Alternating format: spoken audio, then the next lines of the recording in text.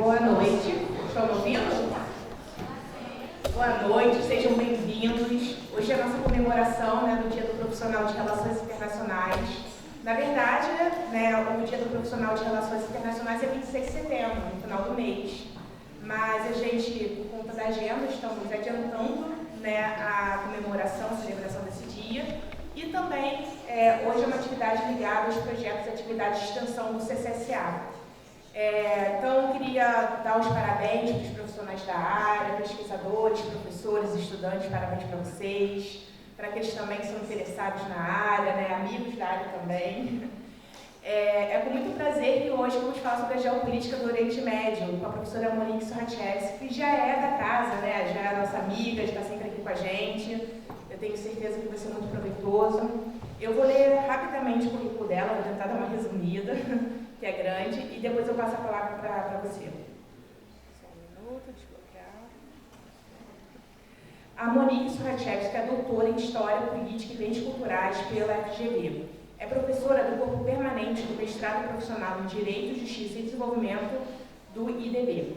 Ela lecionou por anos na FGV, onde coordenou o MBA em Relações Internacionais, bem como no programa de pós-graduação em Ciências Militares da Escola de Comando do Estado-Maior do Exército, ECM, e também já atuou em instituições como o PUC, o NEO-LaSalle e o CP.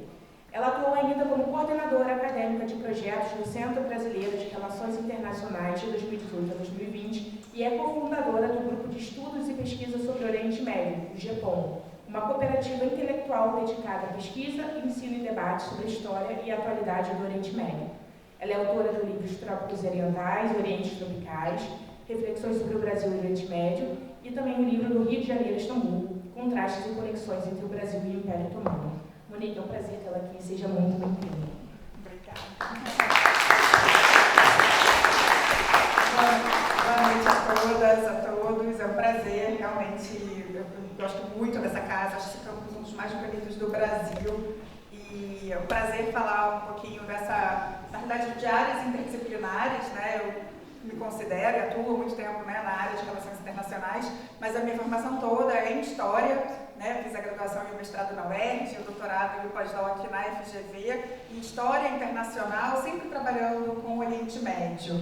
E acho que a primeira coisa que é interessante, de falar para vocês por que eu acho interessante, válido a gente comentar, discutir sobre o Oriente Médio, porque é uma região que por si só nunca sai dos holofotes, uma região absolutamente relevante para a geopolítica mais ampla, para a gente pensar questões de energia, sobretudo petróleo, para a gente pensar conexões, enfim, o canal de Suez, lembra o que aconteceu quando um navio ali virou e parou, parte do fluxo internacional, também o contexto da guerra na Ucrânia. Então, a primeira coisa, o Oriente Médio per se é relevante, e a segunda, a conexão com o Brasil. Por um lado, a gente tem um grupo muito grande de descendentes do Oriente Médio, pessoas que vêm do Oriente Médio, ainda recebemos também refugiados, alguns sírios, sobretudo, iraquianos, marroquinos, e hoje exportamos muito para essa região. Então, acho que é relevante a gente falar do Oriente Médio por isso. Bem, vamos falar de geopolítica. Na realidade, a minha ideia é conversar um pouquinho com vocês sobre vários olhares possíveis para a gente tratar do Oriente Médio. Sobretudo, como é que a região se articula por si só e também como tem interesses externos. Eu sou muito empolgada e acelerada. Se eu estiver muito acelerada, vocês me param, mas a ideia é que eu faça aqui a minha apresentação e depois a gente tem um período para o Q&A, para a gente trocar. Então, a gente vai falar do Oriente Médio, a Luísa já me apresentou. Acho que a primeira coisa que eu sempre friso, quando a gente está falando de uma região, de onde vêm esses termos? O Oriente Médio é um termo que está festejando, digamos assim, 120 anos. Um conceito criado por uma pessoa, um almirante, ele era oficial da Marinha dos Estados Unidos, chamado Alfred Mayhem. Por alguma razão no Brasil todo mundo chama ele de Mahan, e que ele estava olhando para o panorama internacional do início do século XX e ele entendia, que então a gente tinha a Europa como centro, de fato, do poder. a gente tinha a Turquia, que seria o Oriente Próximo, né, uma proximidade ali, com essa região que ele vai chamar de Oriente Médio, porque fica sobretudo no meio do caminho para quê? Para o Extremo Oriente, que tinha, né, muita relevância, sobretudo China, sobretudo Japão. Então eu acho sempre importante quando a gente está estudando uma região, né, que termo é esse? Às vezes a gente fala, eu estudo Oriente Médio no século XIX, parece, né, um anacronismo, mas convencionou-se, né, usar esse termo. Eu acho, até publiquei um textinho sobre isso, que cada vez mais a gente vai chamar de Ásia Ocidental essa região, mas segurem nisso, tá? A gente então fala do Oriente Médio um termo do começo do século XX.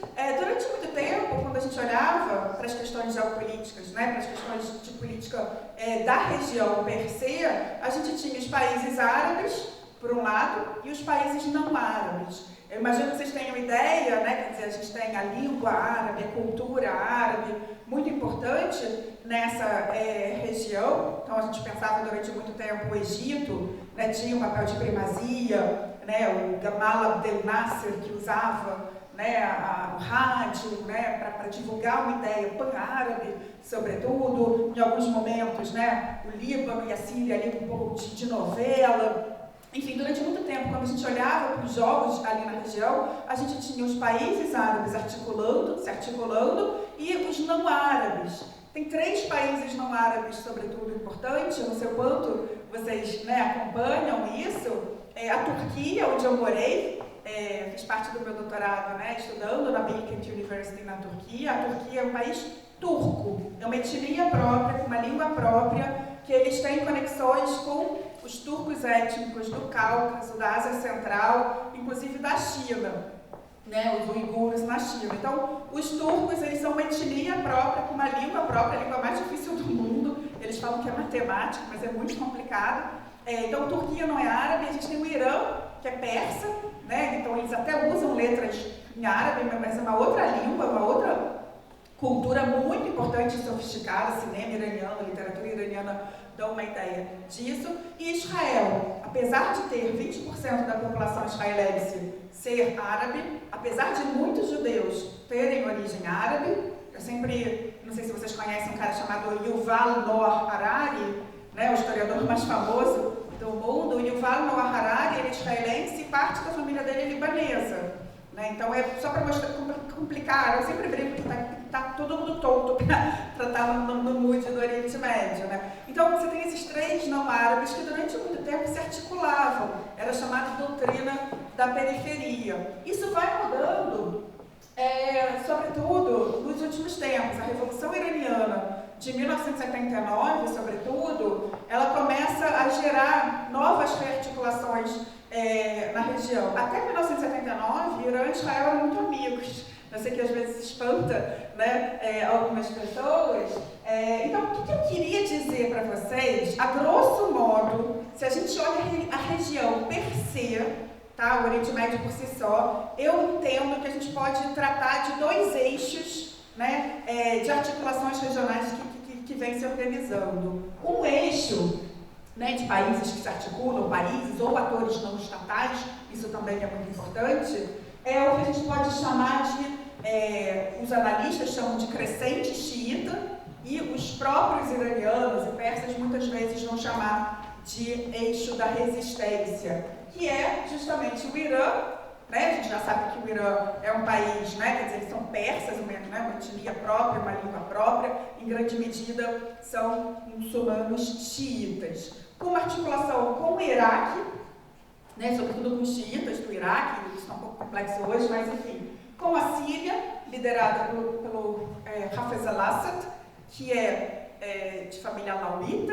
que é entendido como um ramo do xiismo, e também grupos como Hezbollah, como Houthis, como Jihad Islâmica. Não sei o quanto vocês estão familiarizados com isso, né? Mas a gente tem na região não só, né, líderes dos governos, né, que têm uma agenda desse porte, mas dentro de países a gente tem grupos ligados, né, de maneira mais direta e mais próxima, talvez mais distante, mas ligadas ao chamado esse eixo. Então a gente pode olhar para a região, esse tipo de articulação por um lado. Já não faz mais sentido pensar em árabes, não árabes, né? Isso já, enfim, mudou, sobretudo nos últimos, nesse novo milênio. E a gente tem um outro eixo que ainda não tem um nome, tá?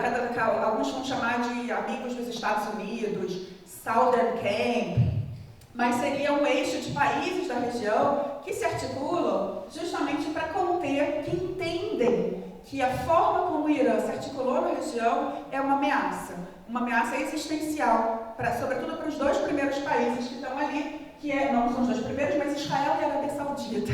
Israel e a Arábia Saudita, né, aliados históricos dos Estados Unidos, entendem, né, a forma como o Irã vem se articulando na região durante muito tempo, né, inclusive com esses aliados diretos, esses aliados indiretos, eles entendem como uma ameaça existencial. Eles nem se amam, não tem diferenças internas, mas eles têm se articulado justamente para tentar conter esse eixo iraniano. O Egito, do Sisi, né, o Egito que tentou uma primavera árabe que não deu certo, eu botei ali uma imagem justamente da Arab Spring. Eu comecei a falar em público na época da chamada Primavera Árabe, era uma época que a gente deu uma aula de humildade para estudantes do Oriente Médio, estudiosos do Oriente Médio, porque eu falava, agora vai. Agora a gente tem as pessoas bottom-up, né, as pessoas ocupando as ruas, né, o povo quer a queda do regime. A primeira vez que eu estive no UCP foi para falar de Primavera Árabe, né, que parecia ser muito inspirador. No final, né, essa charge aí do Ahmad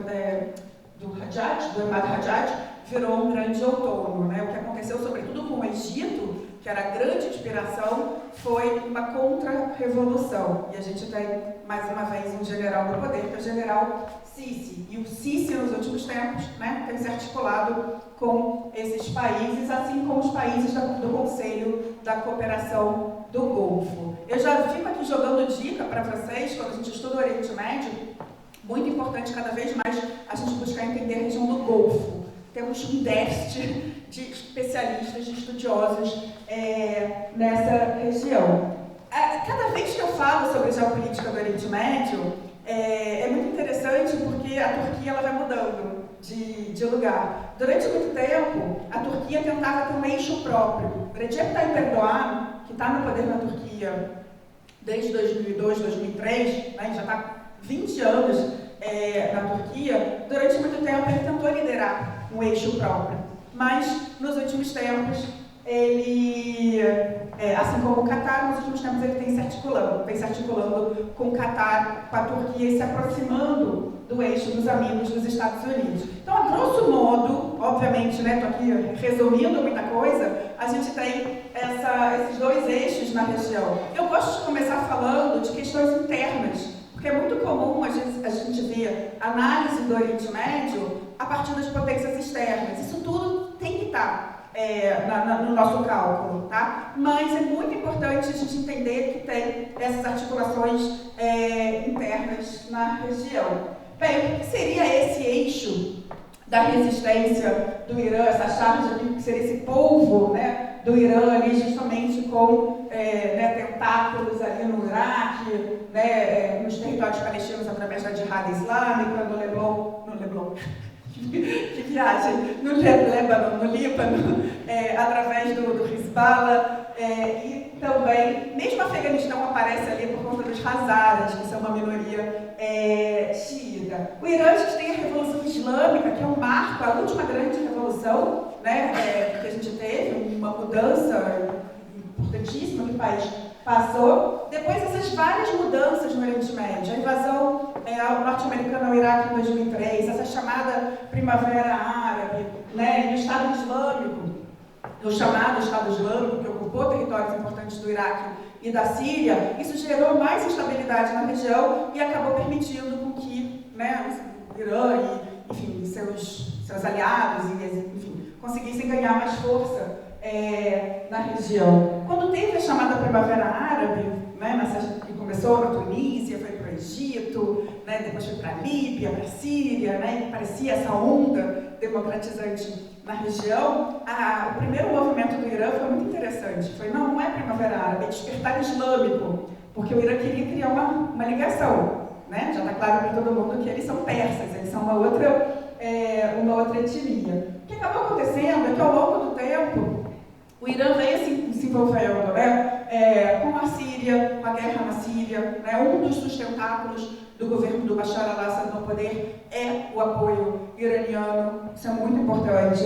Depois se envolveu com a guerra no Iêmen, né? Mas de todas as articulações do Irã na região, o Líbano, sobretudo o Hezbollah, né? Eu falo Hezbollah, a gente fala Hezbollah, né? Em árabe, Hizb é partido e Allah é Deus. Então Hezbollah é partido de Deus. Eu não sei se vocês já estão estudando árabe, ou já tiveram a oportunidade. Os refugiados têm um projeto chamado Abraço Cultural, que ensina árabe.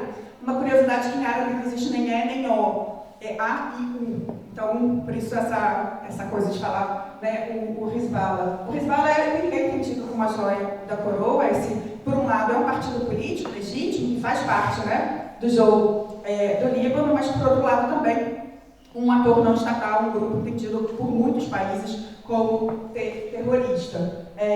Bem, o Irã, então, acabou se articulando na região durante muito tempo, né, seja diretamente com esses governos, seja com grupos não estatais, e é tido como uma ameaça. Isso é muito importante, tá? Ele é percebido como uma ameaça para o outro eixo, mas ele tem problemas internos, né? As sanções que ele vem recebendo nos últimos anos, problemas ambientais. Eu acho que as pessoas não têm falado sobre as questões ambientais do Irã, sobretudo seca, tá? Precisamos falar sobre isso também. E uma juventude exasperada. Quase a maior parte da população iraniana nasceu depois da Revolução de 79. Não tem tanta identidade, né, com aquele projeto. E isso gera também uma insatisfação. Enfim, o primeiro panorama que eu queria dizer aqui para vocês é o Irã, né, com essas articulações, né, o governo Biden que se iniciou, né, recentemente, tem tentado lidar com a diplomacia. Vamos ver para onde isso vai. Isso é um item importante.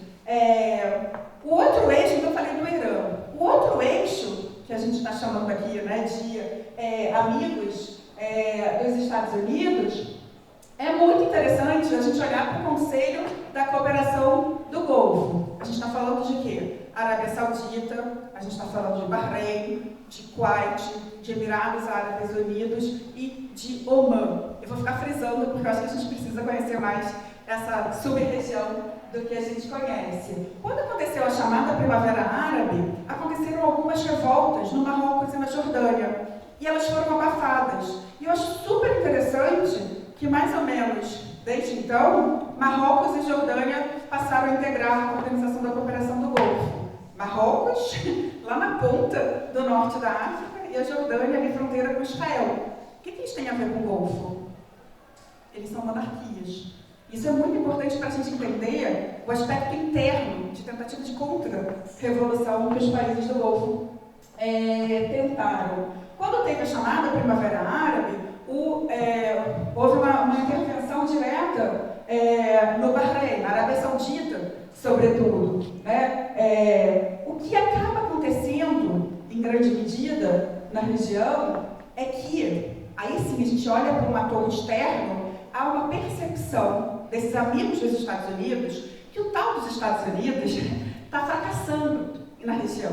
Ele não está sendo forte o suficiente, ele está saindo da região. Então, os países precisam chamar para si, atuar por conta própria, né, em relação aos seus interesses. O que a gente acaba vendo nos últimos tempos, e é uma novidade também, eu falei para vocês que durante muito tempo tinha árabes e não árabes, né? E o que unia, sobretudo, os árabes, uma causa muito importante na região, é a chamada questão palestina. Né? Enfim, o que é tanto a necessidade de um Estado para os palestinos, como também a forma como esses países viam o Estado de Israel. Durante muito tempo era tabu, ninguém falava de Israel. A Jordânia e o Egito tinham uma paz com Israel. O Egito assinou uma paz ali no começo dos anos 80, a Jordânia nos anos 90, mas era uma paz fria, sabe aquela paz entre os governos? As populações não interagiam muito. Nos últimos tempos, acho que a grande novidade na região, e que eu acho que a gente precisa prestar atenção, e que tem a ver justamente com esse novo eixo que eu estou querendo dizer para vocês,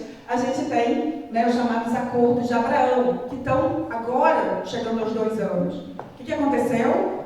Israel normalizou suas relações com o Bahrein, com os Emirados Árabes, com o Marrocos e com o Sudão. Isso é uma novidade. Esse negócio da gente ter bandeira ali, né, de ter voos. Eu não sei se vocês já viram, no Rio tem um monte de, assim, de propagandas. Emirates te leva para Tel Aviv. Eu fico louca quando eu vejo isso. Isso é uma novidade muito grande. Então, eu queria ressaltar isso, né? A gente tem os acordos de Abraão, e é uma mudança que reafirma, tenta reafirmar isso que eu estou falando para vocês, de um eixo. O Catar, depois a gente pode falar um pouquinho mais, ficou de fora durante um tempo, assim como a Turquia tentou ter um projeto próprio, mas ele está voltando a se articular com esse grupo. Está fazendo sentido, gente? Eu estou falando aqui, enfim, talvez estou pulando muita coisa, mas é para, enfim, para a gente ter tempo aí de discutir depois. O que a gente tem, esses países, como é que eles olham o Estado de Israel? Esse Estado que nasceu em 1948, apesar, né, enfim, sempre tido como inimigo, era uma guerra por década. Então, em 48, a Guerra de Independência de Israel, que os palestinos chamam de Anakba, 56, a Guerra com o Egito, a Guerra do Sinai, 67, a Guerra das 6 Dias, 73, a Guerra do Yom Kippur, essas 4 guerras entre estados. Depois você tem a Guerra do Líbano, né? Realmente é um país absolutamente complexo na região. E o que acontece nos últimos tempos é que o Estado de Israel vem se colocando na região, se articulando. Mesmo o Benjamin Netanyahu, que era um líder, né, que está querendo voltar ao poder, ele já tem um papel importante aqui. Está vendo a foto? Aqui ele apertando a mão do Sisi. Então tinha durante muito tempo uma paz com o Egito, que era uma paz fria, mas mesmo essa paz fria já estava se tentando se articular. O Egito e Israel, isso é muito importante, tem lutas comuns contra jihadistas na península do Sinai, né, que é um trecho muito grande ali na região fronteiriça. Eles vêm se articulando e, sobretudo, prestem atenção nisso, hidrocarbonetos no Mediterrâneo Oriental. Prestem atenção nisso. Tem várias questões do Oriente Médio que eu gostaria de ressaltar que vocês prestassem atenção, porque o petróleo da Rússia está em questão. Estão se buscando outras fontes, né, de energia para a Europa, e a bacia oriental do Mediterrâneo tem sido discutida como uma opção. Israel está participando disso, com Grécia, com Chipre e também o Egito, né?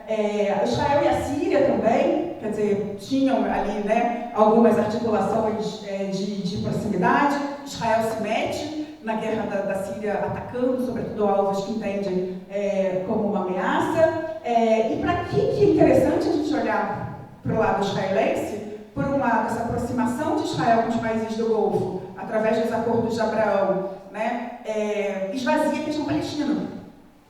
Não estou falando que isso é certo, eu acho que a questão palestina ela precisa ser resolvida per se e também para dentro de Israel. É muito difícil para Israel se dizer uma democracia enquanto não tem uma solução, tanto para parte da sua população, 20% que é palestina, como também para os palestinos que vivem em seus territórios ocupados, sobretudo Cisjordânia e Gaza. Então, por um lado, os acordos de Abraão, eles sim são quase que um statement de que a questão palestina perdeu uma centralidade no Oriente Médio, mas, por outro lado, eu acho muito importante, acho que as pessoas não prestam atenção nisso, tem muitas oportunidades. Eu falei, né, desde turismo, esse voo, né, que brasileiros vão, né, para Dubai e depois vão para Tel Aviv fazer turismo, mas tem muita troca em áreas que a gente precisa conhecer. Inovação, tá? A gente está falando de 2 regiões que inovam muito. Tá? Israel é conhecido como uma startup nation, depois eu posso falar qual é o histórico por trás, que é fascinante, e gestão de recursos hídricos.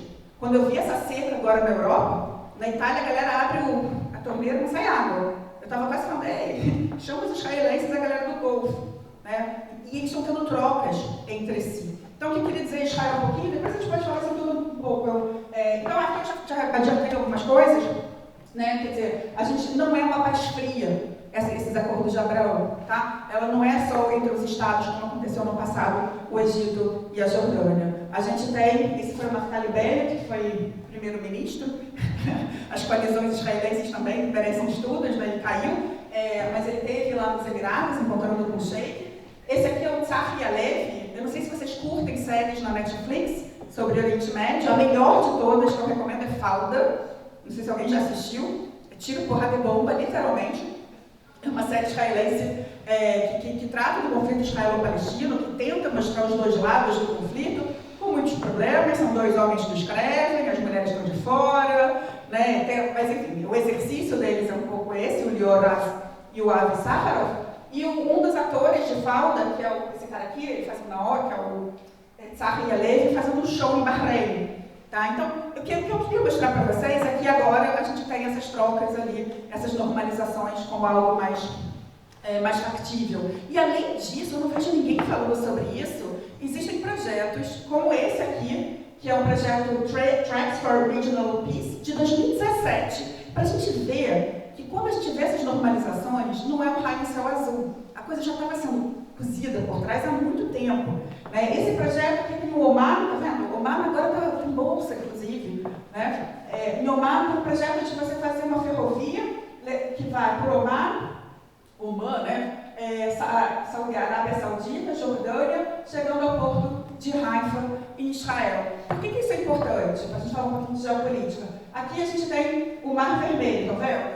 Aqui no Mar Vermelho tem um negócio chamado Bab al-Mandeb, que é uma região, além muito complicada. A gente tem pirataria, a gente tem, né, a guerra do Iêmen impacta aqui. Parece que tem um navio, Safer, tem um navio na frente do Iêmen, que se explodir, vai ser um problema seríssimo. A Natália Quintiliano está me falando, depois a gente pode correr mais atrás. Então, se a gente tem esse tipo de corredor, digamos assim, ferroviário, sobretudo, passa uma região problemática daqui e outra aqui em cima, que é o Estreito de Hormuz. Né? Então, além disso, não aparece aqui no mapa, mas pode também conectar com produções que vêm da China. Então, estão sendo discutidos o quanto isso vai ser factível, viável, a gente ainda não sabe. Mas o que eu queria dizer é que, para além, né, das coisas mais showzinhos aqui, existem projetos absolutamente interessantes da gente acompanhar em termos, né, de conexões de infraestrutura, e isso pode, né, ajudar a escoar petróleo e produtos, né, chegando ao porto de Haifa. Eu morei em Haifa, que é uma cidade linda, no norte de Israel. Bem, Turquia, depois me fala do tempo, eu não vou me alongar muito sobre a Turquia, mas acho que é um país, né, fascinante, porque esse cara aqui, né, eu particularmente sempre falo isso, pessoalmente eu não sou fã dele, mas ele é um personagem político que a gente tem que acompanhar, que é o Recep Tayyip Erdogan. Ele está no poder, ele oficialmente foi eleito em 2002, mas ele só assumiu em 2003. Na primeira fase, ele é uma fênix. No começo do governo dele, era Turkish for Zero Problems Foreign Policy, a política externa do zero problemas. Né? Então, a Turquia tem algo, fica amigo de todo mundo, a Turquia que sempre jogou para a Europa e para o Ocidente, a Turquia que faz parte da OTAN desde 52, a Turquia que demanda fazer parte da União Europeia, a Turquia agora também no Oriente Médio, a Turquia Cáucaso do Sul. Ele tinha, né, enfim, um projeto, né, gigante de reaproximação com o Oriente Médio, usando diversos meios, né, enfim, infraestrutura, educação, turismo e mesmo as novelas. Eu falei de Falda, eu não sei vocês, o meu algoritmo já está bonitinho, as novelas turcas, as séries turcas, até a novela O Clone, a galera consumia a novela brasileira. Agora, né, é só novela e série, depois eu passo a indicar, acabou de entrar uma bonitinha agora na Netflix, um nome horroroso em português, é Uma Nova Mulher, mas é muito bom, depois a gente pode falar sobre isso. Durante um tempo, o governo turco se articulava no Oriente Médio, se aproximando da Irmandade Muçulmana, né, com uma narrativa mais religiosa, mas usando a Organização da Cooperação Islâmica, é uma organização multilateral que vocês precisam conhecer, a segunda maior depois da ONU, são 57 países, 2 países fronteiriços com o Brasil, tá? Suriname e Guiana, pouca gente se dá conta disso. A Turquia sempre fez parte da Organização da Cooperação Islâmica, porque 99% da população turca é muçulmana, mas ela não era ativa. Desde que o Erdogan chegou ao poder, ele usa essa organização. Estou querendo dizer que desde que ele chegou ao poder, ele vai jogando em diversos tabuleiros e se mostra relevante sempre, né? enfim, se apoiou o Hamas, como falei, se afastou, né, ele tentou se intervir na guerra na Síria, esse é um tópico, eu não vou me alongar. O que eu queria dizer para vocês é que hoje a República da Turquia já deve estar, acho que na terceira ou quarta reinvenção geopolítica, é a doutrina do Mavi Vatan, a doutrina da Blue Homeland, da Pátria Azul. Né? O Erdogan ele vai sobrevivendo politicamente com novas articulações e, em grande medida, o que ele tem feito é, por um lado, tentar se articular no Mediterrâneo Oriental e cada vez mais pensar em termos eurasiáticos. Não vou me alongar, vejam vocês a Turquia, é que eu falei, cada palestra a gente tem que ver em que lugar do tabuleiro ela está, né? Ela tentou se aproximar do Irã, do Catar, como eu falei, tentou ser um eixo à parte, mas ela está muito ferrada economicamente, teve que, né, voltar atrás e, enfim, se rearticular. Por isso que eu entendi agora, eu falei para vocês que a Turquia faz parte dos amigos dos Estados Unidos, tá? Ela tem um jogo um pouco dúbio. Eu não botei o mapa aqui na Turquia, mas a Turquia tinha uma frase do Atatürk, que é o fundador da Turquia, que ele falava paz em casa, paz no mundo e paz em casa. Na Turquia não tem isso.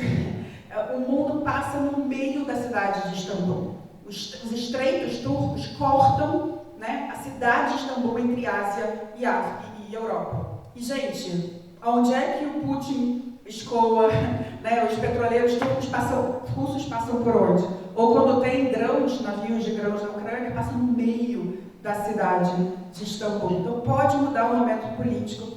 A geopolítica grita, né, com a Turquia. Depois a gente pode falar um pouquinho mais sobre ela. Bem, tá fazendo sentido? Tá? Enfim, depois a gente tira dúvidas, né? O que a gente tem? Então, eu tentei falar desses jogos, né, dos países ali, aqui e ali, eu já pontuei atores externos. Quem são os atores externos que a gente precisa levar em consideração? Os Estados Unidos, tá? Os Estados Unidos estão se retraindo do Oriente Médio. Às vezes eu vejo colegas falando, galera que paga de decolonial, que fala que a gente não pensa decolonial, mas é como se os Estados Unidos só atuassem na região como todo mundo fosse puppet, sabe? Não é assim. É muito importante a gente ter em consideração que sim, a gente está falando de uma potência absolutamente importante, a maior potência militar, que tem uma relevância gigantesca ainda no Oriente Médio, mas a forma como eu e outros colegas entendemos o papel dos Estados Unidos, sobretudo os governos Obama, Trump e Biden também, uma quebra de uma tradição de uma presença ocidental na região. O professor Uzi Rabi, da Universidade de Tel Aviv, fala 1798 seria um marco de uma presença europeia quando Napoleão Bonaparte, aquele baixinho, desviou a guerra da Europa e invadiu o Egito. Imagino que vocês já devem ter tratado, então a gente passa a ter uma presença europeia, seja com o imperialismo diretamente, seja com os nacionalismos, enfim. A Europa, né, o Ocidente tem um papel importantíssimo, em grande medida o que a gente está vendo nos últimos anos, eu interpreto assim pelo menos, é uma retração dos Estados Unidos. O governo Obama, no primeiro momento, o governo Trump, é meio estranho falar de continuidade de democratas e republicanos nas análises mais apressadas, mas eu sou dessas. A gente se pergunta por que isso? Muitos falam de autossuficiência energética, o shale gas que os Estados Unidos têm, muitos vão falar que é fatiga de guerra, né, porque é muita gente morrendo, é muitos recursos. A gente não tem exatamente uma resposta. O fato é que a gente percebe uma retração dos Estados Unidos, inclusive entregando aliados históricos como os curdos. Tá? Depois a gente pode falar sobre isso, mas os curdos foram aliados históricos importantíssimos na vitória frente ao Estado Islâmico, mas foram abandonados em 2018. Inclusive, muitos militares norte-americanos ficaram muito chateados com isso. O que eu quero? Então, tem um vácuo de poder. Em relações internacionais, né, a gente tinha uma potência que estava mais presente ali, ela se retrai, né, aquilo ali vai ser ocupado, depois eu vou falar um pouquinho por quem está ocupando esse espaço. O que eu queria ressaltar, eu participei um pouco de conversas com a mídia sobre tudo, foi a visita do Biden ao Oriente Médio recentemente. Eu não sei se vocês acompanharam. Biden esteve em Israel, nos territórios palestinos e na Arábia Saudita. Essa foto, para mim, é a foto mais importante do que aconteceu quando ele esteve na Arábia Saudita. Teve o Jeddah Security and Development Summit. Tá? Ele organizou, junto com a Arábia Saudita, um evento. Esse é o MBS, o príncipe regente, né, Mohammed bin Salman, da Arábia Saudita, um evento com todos os países da Organização da Cooperação do Golfo, a gente já sabe, Arábia Saudita, Bahrein, Emirados, Omã, Kuwait, e também mais 3, Jordânia, Egito e Iraque. O que eu acho relevante? Eu fiquei falando para vocês que durante muito tempo a gente olhava para o Oriente Médio, era os árabes, né, e não árabes, em grande medida, durante muito tempo, a gente olhava para o Oriente Médio, era o chamado Levante. Meu amigo Guga Chakra vinha falando, né, o Levante, o Líbano, a Síria, mesmo o Egito, tinha um papel muito importante. Isso continua sendo relevante para o nosso afeto no Brasil. Não sei se tem alguém descende aqui de libaneses ou sírios? Ah, sempre tem, né? Maronita? Depois a gente descobre, deve ser maronita, melquita, ortodoxo, cristão, provavelmente, né? A gente tem um afeto, porque a nossa conexão com essa região, em grande medida, se dá com o Levante. O Levante é muito relevante, tá? Mas o que eu quero ressaltar, com essa fotografia aqui, é o Golfo. A gente não gosta, a gente pode usar um monte de adjetivos, né, para esses autocratas, né, imagina, o que o MBS tem, que aconteceu com o Khashoggi, né, com o jornalista no consulado saudita em Istambul, é uma coisa horrorosa, tá? Mas, aí, isso é importante para falar como, né, para os internacionalistas. É óbvio que a gente tem que estar atento a isso e chamar atenção, mas como analistas, né, da geopolítica da região, eu não tenho como falar de outra região mais relevante do que o Golfo, tá? E eu acho que o marco que eu quero ressaltar da viagem, da visita do Biden ele está se retraindo da região, ele está cheio de problemas internos, né, ainda tem midterm agora, ele tem que encarar a inflação, as questões ainda da pandemia, ele tem que encarar a China, né, mas ele está avisando ali para o mundo que aquela região, ele ainda tem um compromisso com o Estado de Israel, isso é muito importante, que é um compromisso bipartidário, democratas e republicanos têm um compromisso com o Estado de Israel, ele reconhece a questão palestina, embora tenha levado a questão palestina mais para a questão econômica, então é muito importante Israel e Palestina, mas onde está o foco? No Golfo. Eu não sei se ficou claro isso para vocês, mas eu acho que é bem relevante de ressaltar isso. Então, os Estados Unidos estão retraindo, eu quero falar rapidinho Rússia, China e a gente termina. Rússia. A Rússia tem passado, se alguém, eu brinco assim, aula de geopolítica do Oriente Médio. Uma delas é tomar café, um chá, não tomo tanto café, um chá no Istanbul Modern, ali em frente ao Estreito de Bósforo, e você vai ver isso. É navio de guerra russo, é petroleiro russo, é navio de turista, enfim, aquilo ali a gente vê a geopolítica. A outra coisa, alguém já foi a Jerusalém? Sim? Você foi da Igreja do Santo Sepulcro? A Igreja do Santo Sepulcro, o lugar mais importante, né? Em Jerusalém, a gente também tem aula, né, de geopolítica ali, no sentido dos diversos grupos cristãos e das suas agendas, né? Então, você tem um passado, né, muito antigo da região, de interesse russo na região, por conta dos ortodoxos, né? A gente, quando entra na Igreja do Santo Sepulcro, qual é o seu nome? Estevão, na Igreja de Santo Sepulcro, você tem um lugar que é na frente é ortodoxo grego, atrás é ortodoxo russo, aí daqui a pouco você tem um piano, que é dos franciscanos, aí depois você tem um lugar dos armênios, né? São vários grupos cristãos, né, que atuam ali, e os russos têm uma ligação histórica por conta, né, do cristianismo, e a União Soviética também tinha uma relação com o Oriente Médio, em termos de alianças, relações antigas com o Irã. Então, a primeira coisa que eu quero dizer, a Rússia não é um raio de céu azul, tá? Ela tem uma ligação ali histórica com a região. Ela teve um retrocesso com o fim da União Soviética até o ano de 2015, em grande medida, né, por questões internas desse país, pero, contudo, todavia, o que a gente tem? Teve um restabelecimento do estado das relações com Israel, né? Gente, eu estava contando aqui para a Luísa, desde que começou a guerra na Ucrânia, o meu hebraico está bombando. O hebraico era a língua que eu usava quando eu saía com a minha amiga, a gente ia paquerar, que ninguém entendia, né? Que era uma língua que você não usa tanto. Mas tem 1 milhão de russo-parlantes e ucrano-parlantes em Israel. Então, como no Brasil, se vocês conhecerem quem saca de fato de Rússia e Ucrânia, me apresenta. Né? Eu comecei a seguir alguns podcasts de lá, porque a galera fala os dois idiomas e traz, né, um outro olhar. Isso é interessante porque tem entre os 9 milhões de cidadãos em Israel, tem 1 milhão de pessoas que vieram da antiga União Soviética. Então, tem essa relação muito importante, além desse peso religioso, tá? Isso ainda é relevante. Mas a relação com da Rússia, como é que a Rússia volta para o Oriente Médio, é sobretudo com a Síria. Tá? Sempre teve uma relação histórica, sempre teve tem uma base em Tartus de russos, e a gente tem a percepção, naquele contexto pós-primavera árabe, que tinha que ajudar o Bashar. Por que aconteceu? Não sei se vocês estudaram já a Primavera Árabe. Na Tunísia, que foi o primeiro país, o autocrata fugiu para a Arábia Saudita, que é o Ben Ali. Né? No Egito, o Mubarak foi preso. Na Líbia, o Gaddafi foi morto de uma maneira nem queiram saber. Né? Então, os países ali, sobretudo o Irã, no primeiro momento, e a Rússia, estão olhando e falando, não, o Bashar não, né? Não dá para perder. Né? Então, você vai ter esse apoio, tanto do Irã como da Rússia, em relação ao Bashar, e isso é uma volta da Rússia à região, sobretudo tem uma resolução da ONU, que é o 973, depois vocês podem estudar sobre isso.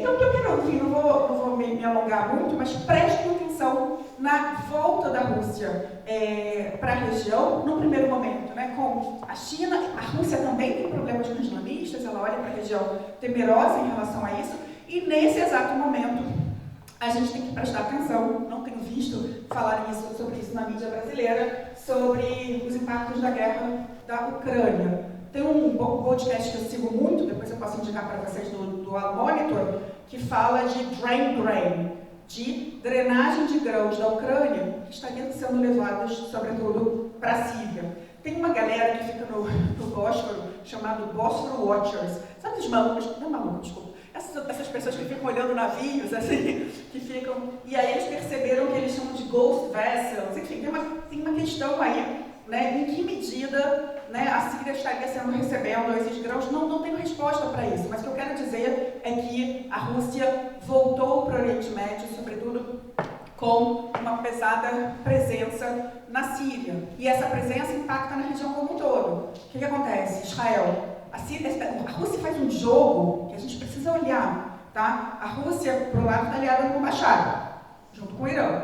Mas o Irã passa armamentos no território sírio para chegar no Líbano. O que Israel faz? Ataca.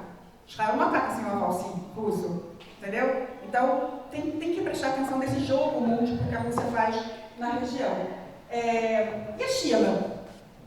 Bem, China agora vocês têm um número gigantesco de sinólogos, né? Muita gente já estudando mandarim, morando na China, tive a oportunidade de passar 10 dias na China até hoje. É um país absolutamente importante de se acostumar e tentar, de se conhecer e tentar empreender. A China é a novata na região, tá? A gente está falando de recém-chegada, de fato, em termos mais, né, de presença comercial, política e tudo mais.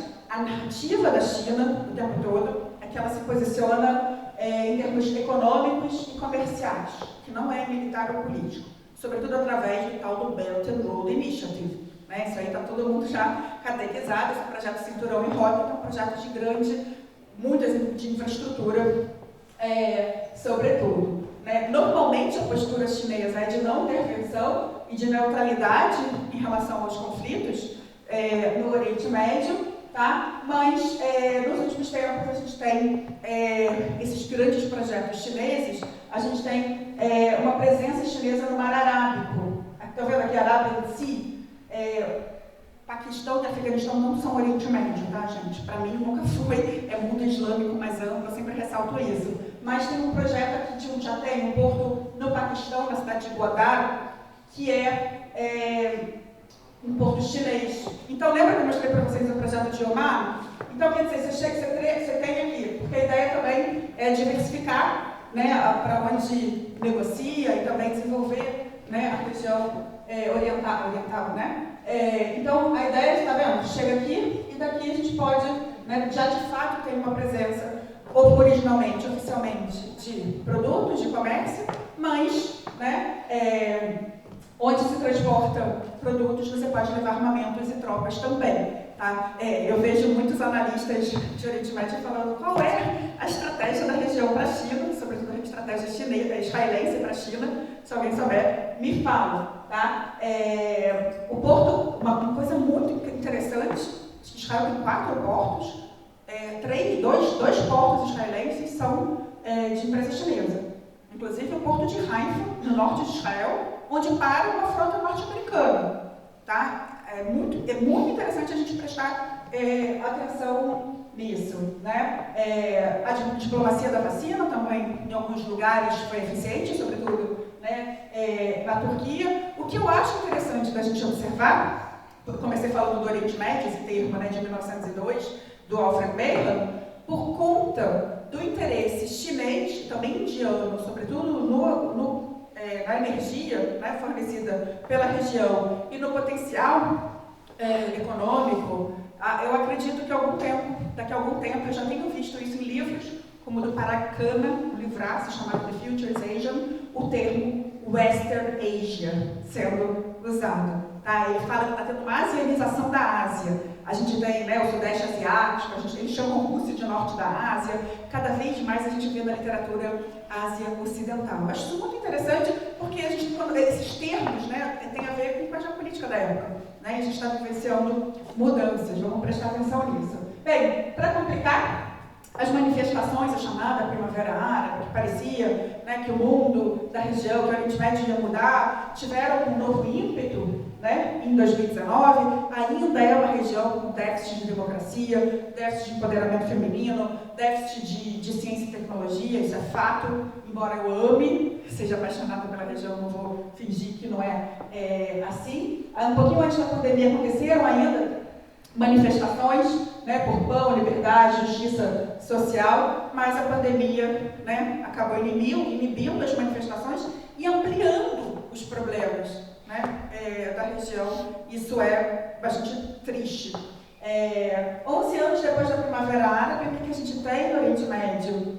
Pobreza, desemprego e opressão continuam lá, ainda autocracia, guerra, jihadismo, né, que muitos chamam de terrorismo islâmico, eu não gosto desse termo, que eu acho que você está imputando uma religião, né, de quase 2 milhões de pessoas, né, uma peste que não é na fé, né, o drama dos refugiados e dos deslocados. Né. Então tem essa série de problemas ainda na região.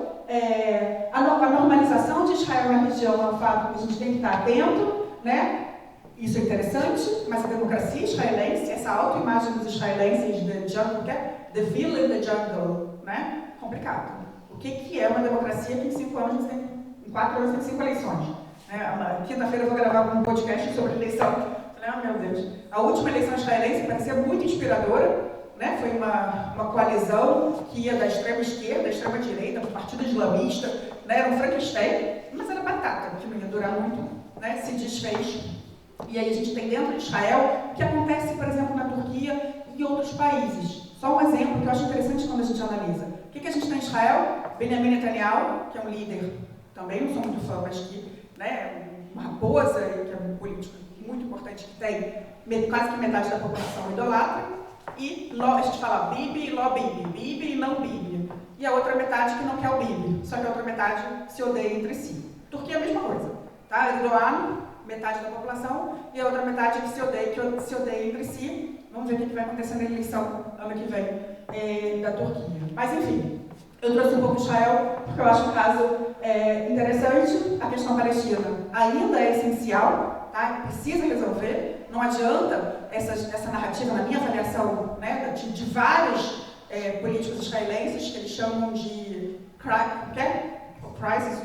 conflict management, gestão do conflito. E aí vai rolando, gente, o elefante está na sala, tá? São 3 milhões e tantos de pessoas, né, que precisam, né, ter algum grau de estabilidade no Estado, né, algum grau de solução dessa questão. Na minha avaliação, ela precisa ser resolvida, embora essas articulações regionais, ela foi escanteada nos últimos tempos, tá? A invasão russa à Ucrânia, prestem atenção nisso, não sei se está atento, os impactos variados, em especial em termos de segurança alimentar. A chamada Primavera Árabe começou por causa do preço do pão, porque tinha tido uma seca na Rússia e aí o pão, os egípcios não conseguiram, o governo egípcio não conseguiu pagar o subsídio, aumentou, começou justamente com o que eles chamam de bread riots. Tá? Eu acho que, não sei se as pessoas ficam falando, todo mundo fala da guerra na Ucrânia e não fala do Iêmen, tem que falar do Iêmen.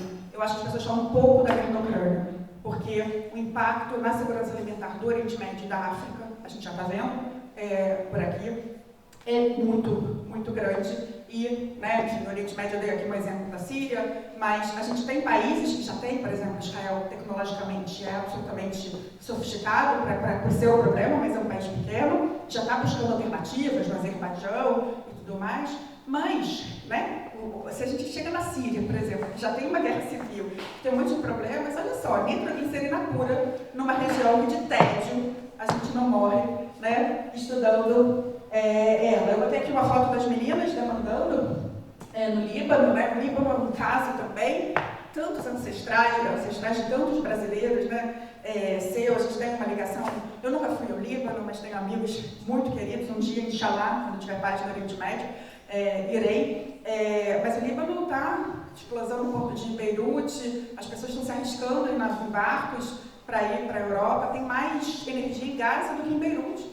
É uma situação muito, muito complicada o que está acontecendo, mas, por outro lado, é um país absolutamente politizado, sempre foi, né, com demandas, inclusive, de gênero. E essa aqui eu botei de propósito uma foto de uma manifestação em Israel para a Ucrânia. O Estado israelense, o governo israelense fica tentando ficar em cima do muro, porque não pode, né, se posicionar, porque precisa do apoio russo para atacar na Síria e porque tem muitos judeus na Rússia. Mas a população israelense, em grande medida, tem apoiado a Ucrânia com apoio de remessas, de ajuda humanitária, e o presidente da Ucrânia, o único presidente do mundo, além do Boris Johnson, né, que é o presidente de Israel, que é judeu. Né? Então, às vezes, você fica falando que o Zelensky é nazista, dá nó, dá tilt, né? Porque ele é judeu. Gente, está todo mundo pronto? Welcome to the Middle East, Ahlan wa Sahlan. Tentei aqui fazer um panorama de algumas das questões que eu acho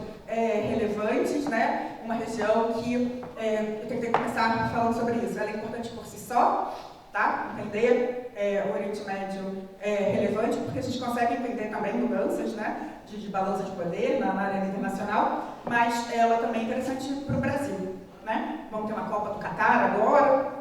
Né? E eu acho interessante, para além de todas as questões de direitos humanos, a mídia me procura, professora, quer falar mal dos direitos humanos no Catar? Eu não sei nada de Catar, gente. Isso é importante também, né? O legal é você saber, né, escolher suas batalhas. Eu tenho alguma noção do Catar, mas não estou habilitada para falar sobre essa região. Mas prestemos atenção na região do Golfo, que é onde o poder está e onde tem muita inovação, muito potencial, muitos brasileiros, vários ex-alunos meus trabalhando em empresas aéreas como Emirates, grandes eventos, tá? Então, se eu puder aqui jogar uma dica aí de trabalho de final de curso, que sabe de monografia, o Golfo, precisamos de especialistas. É isso, obrigada, Shukran, não sei se eu me demorei.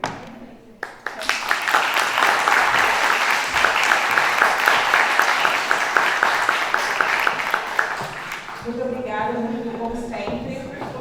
Excelente palestra, excelente exposição. Queria saber se temos perguntas. Perguntas, dúvidas, não sejam tímidos. Eu vou deixar o Paulo aqui. Mas aí...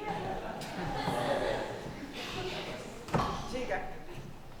Então, falando um pouco mais sobre essa questão do Golfo Pérsico aí, eu vi que recentemente o FMI tinha falado que os países do Golfo Pérsico, né, do Conselho do Golfo Pérsico, talvez crescessem 6%, né, nos próximos anos.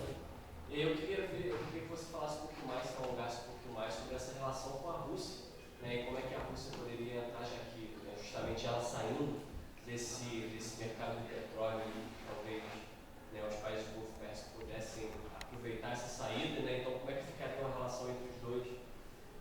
Tá, a primeira coisa que eu queria te recomendar é nunca falar Golfo Pérsico. Eu fiquei falando Golfo o tempo todo, porque se você falar Golfo Pérsico para alguém dos Emirados, por exemplo, eles são árabes. Para eles se chama Golfo Arábico. Eu estava conversando com o Fábio Figueira, que é um colega que trabalha com Golfo, ele deu essa dica. Aí vocês viram que eu falei Golfo o tempo todo, tá? É neutro. Mas assim, porque quando você fala Golfo Pérsico, você está entendendo que o Irã tem uma primazia. Prestem atenção nos termos, tá? Em relação à Rússia, eu não estou acompanhando o Najat Kuri, que é meu parceiro, eu estou escrevendo com ele sobre isso, tenho acompanhando mais, né, justamente parte do papel desse summit de Jeddah do Biden, porque dá tanto espaço para os países do Conselho da Cooperação do Golfo, é justamente para tentar equilibrar o mercado, né, de petróleo global, para tentar, enfim, diminuir os impactos, né, da questão da Rússia. Eu acho que esse é o grande tema que a gente tem que estar prestando atenção, né, ainda mais com o inverno, que vai acontecer com a Europa. Mas qual é o seu nome? Hugo. Mas sabe o que eu acho interessante de perceber também? Eu achava no começo da pandemia que a gente ia falar de transição energética finalmente, né, que seria, a gente viu, né, enfim, o Brasil sobretudo tem um papel importante, né, nesse sentido. Não foi isso que aconteceu, né? A energia fóssil ainda é absolutamente importante, mas presta muita atenção, por que esses números da FMI que você trouxe? Porque a Arábia Saudita está chegando atrasada. É o pós-petróleo. O que os Emirados fizeram antes? É surreal isso, né? A gente tem a Emirates, a gente tem, aí você, poxa, eu fui para a China, por exemplo, aí você pega 14 horas, Rio, Beijing, aí depois você tem 8 horas para Beijing. Cara, é difícil, aí o que você faz? Uns 2 dias. Aí o que você vai fazer em Dubai? Aí você vai andar de balão, vai esquiar no shopping. Eles estão criando empresas, eles estão criando, tipo, tentando turismo no Dubai, acho muito engraçado, né? Eles estão tentando criar isso. Aí você tem o Louvre de Abu Dhabi, você tem várias iniciativas, né? Isso é muito interessante, os Emirados fizeram isso antes. Preste atenção na Arábia Saudita. Ela está começando a fazer isso agora. Tem sido um negócio chamado D-Line, que é uma cidade chamada Neom Mustakbal, parece uma coisa dos Jetsons. Tá? Eles estão fazendo várias atividades. Então, eu estou enrolando, não, eu estou te trazendo um panorama maior, porque eu não tenho mais detalhes sobre isso. Mas por que o FMI entende isso? Por que tem essa relevância quando a gente vê o mundo todo, né, em retração? Por que essa região ela é pulsante? Isso tem a ver, por um lado, né, com manter um papel importante na OPEP e tudo mais, mas também pensar esse pós-petróleo. Especificamente em relação à Rússia, eu não estava atentando à Rússia com os países do Golfo. Depois eu fico escrevendo detalhes mais sobre isso, embora tenha uma plataforma chamada Al Monitor, eu amo, gente, todo mundo achando inglês, é o Globês, que deve ter informações mais detalhadas sobre isso. Obrigada. Mais alguém? Aqui. Não, peraí, tem um outro microfone que ficou ali. Quer colher pro lado?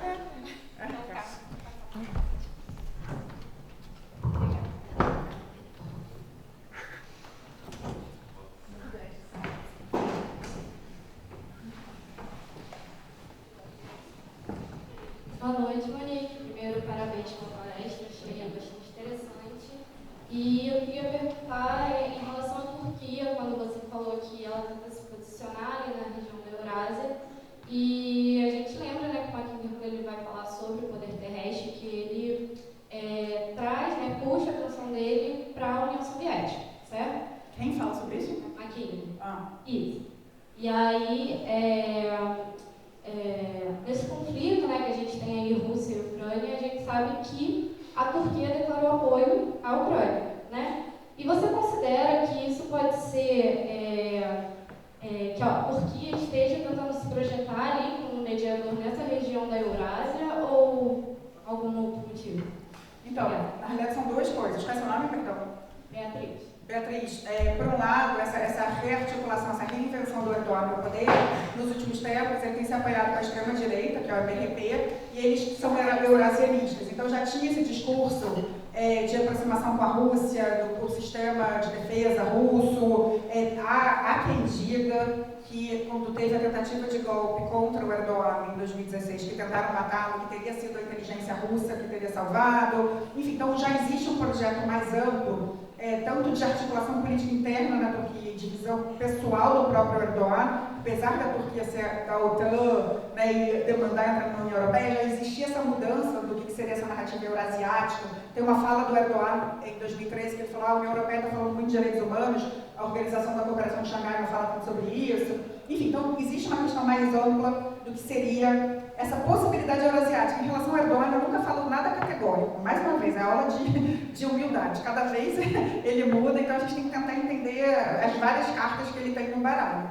Em relação à guerra atual, hoje teve um tweet maravilhoso do Recep Soylu, que é um analista turco, que ele falava, a Turquia apoia a Rússia, a Turquia apoia a Ucrânia, apoia a Turquia, ela quer, assim como Israel, ela está tentando ser uma mediadora, porque ela tem papel para os dois países, ela tem uma relação com Putin, ela tem os estreitos, que são importantes, ela tem esses biliardários russos, né, que muitos têm casas e negócios na Turquia. Por outro lado, na Ucrânia, tem uma parcela da população ucraniana que é tártara, tártaros são turcos étnicos, a Crimeia era tudo, era rutomana. Antigamente também tem os estreitos, né? Então não sei se eles tentaram fazer eventos tanto em Istambul, né, do Erdogan sendo o mediador. Tá? Eu não diria nada categórico. O que acontece é que a Turquia está com uma inflação de 80%.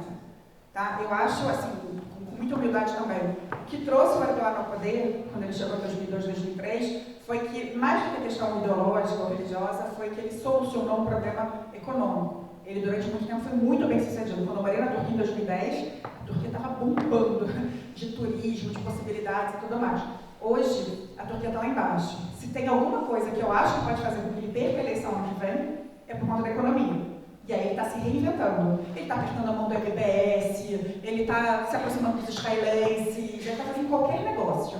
Tá? E a Rússia está no radar também. Mas cuidado com essas... Não sei de onde você está se informando.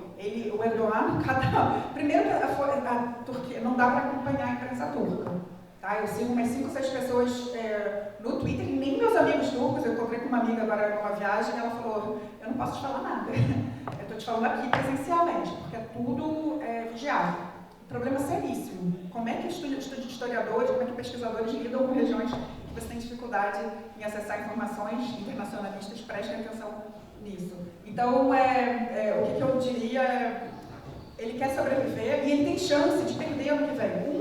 Por causa da economia, e 2, algo que não deu certo em Israel, mas que pode dar certo na Turquia, pela primeira vez, aqueles que se odeiam, a oposição, estão se articulando numa coalizão com uma pessoa muito forte, o prefeito de Istambul, Imamoglu. O Erdogan começou a carreira dele como prefeito de Istambul. Viajei a beça, mas para te falar 2 coisas. Uma, que essa narrativa euroasiática mais ampla, e a outra, o que é agora na guerra, tipo, longo prazo e curto prazo. Né? Agora na guerra, 6 meses de guerra, ele já foi tudo. Ele já foi para a Rússia, para a Ucrânia, para, sei lá, eu não tenho uma resposta exata não, preste atenção nessa oscilação. Ele quer sobreviver, e se o dinheiro vier de lá para ele sobreviver economicamente, ele vai falar, pagar em duplo, vai fazer qualquer negócio. Obrigada.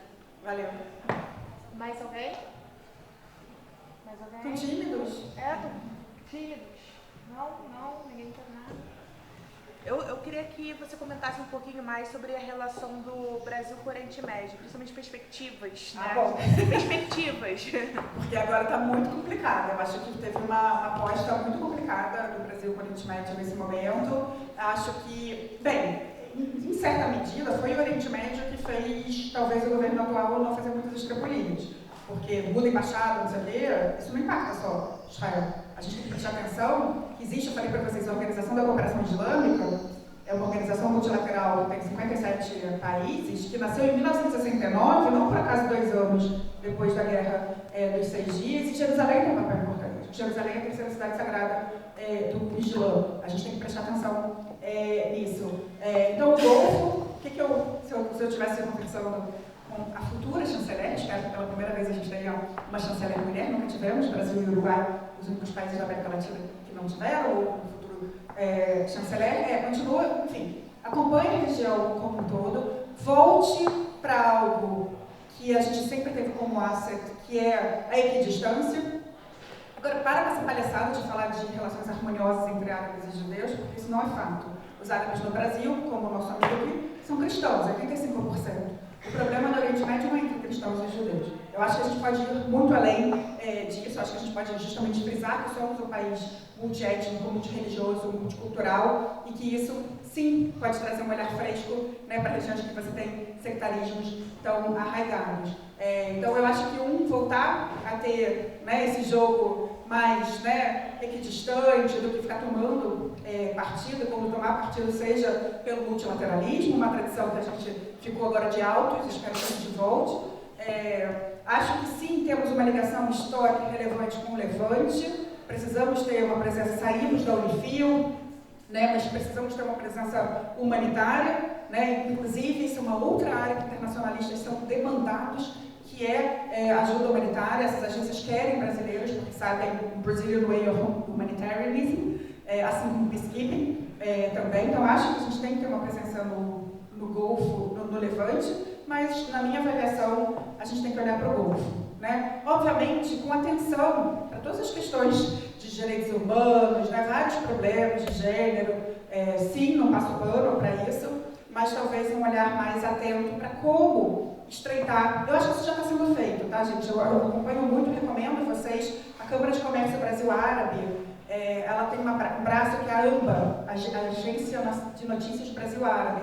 Tem podcasts, eles fazem viagens. Eu acho que está se divulgando. Eu acabei de fazer um curso sobre halal, que na realidade era um curso para quem quer exportar para o Oriente Médio, o que é um alimento halal. Eu fui mais como pesquisadora, eu sou judia, o que tem de kashrut, halal, eu fui ali como etnógrafa quase, né? Então, assim, eu acho que muita coisa já tem sido feita, mas talvez o que eu indicaria para uma futura chanceler, inshallah, é olhar o Oriente Médio com seu potencial, né? E trazendo agendas antigas que eu particularmente acho que o Brasil tem um asset, que é o multilateralismo, né? Enfim, essa questão de operações de paz a gente pode discutir, né? Eu acho que a gente tem uma presença agora, acho que está no Bahrein, se eu não me engano, você que trabalha com marinha, que eu acho que tinha que estar no Golfo da Guiné, né? Que é onde a gente tem que estar mais atento, né? Eu acho que o grande problema é a gente estar olhando um pouco para o Golfo da Guiné. Então, assim, tem que se questionar, e eu escrevi um relatório sobre isso, porque a Arábia Saudita, eu falei, a Arábia Saudita está chegando, né, ela está diversificando o seu comércio, né, para além do petróleo, muito depois do que os Emirados fizeram, mas todo mundo fala, a grande indústria saudita é a bélica.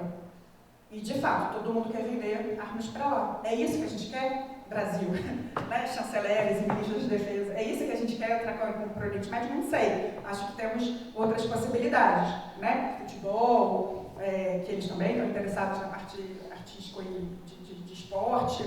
Não sei, tá? Mas, resumindo, voltemos a uma agenda antiga, atualizando, tá? Sem esses discursos aí de relações harmoniosas, não sei o quê, é a coisa mais complexa, tá? E olhar para o Golfo, sobretudo, mas com carinho pelo Levante. E o Norte da África é um grande potencial. Eu não falei para vocês Marrocos, tá? Acho que Marrocos é minha nova agenda. Marrocos nunca fez parte do Império Otomano. Eu estive no Marrocos em 2018. Preste atenção no protagonismo do Marrocos, uma coisa muito parecida com a Turquia, tanto em relação aos refugiados, eles são um muro, tá? Eles estão começando a usar inglês nas universidades, eles estão ocupando um espaço que a África do Sul tinha durante muito tempo de receber estudantes. Eles têm um evento em dezembro chamado Atlantic Dialogues. Eu tive lá, o general americano não ia nem no banheiro, o cara acompanhando. Gente, o Marrocos está chamando para ser um lugar que era para ser do Brasil, para discutir as questões de segurança no Atlântico Sul. Então, viajei a beça, falei do Golfo, mas aposto no Marrocos também. Interessante. Mais alguém?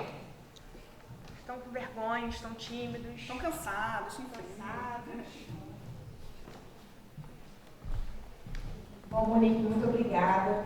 A gente pode deixar seu contato depois Claro. para eles, né? Caso eles tenham alguma pergunta, estejam com vergonha agora, depois queiram falar com você. Tenho certeza que alguns aqui são muito interessados na área do Oriente Médio, né? Então, é sempre bom estreitar esses contatos. Em nome do Centro de Ciências Sociais Aplicadas, do nosso diretor, Wellington Leolídio, dos nossos coordenadores, professores, mais uma vez obrigada por estar aqui. Volte sempre, foi um prazer. Muito obrigada.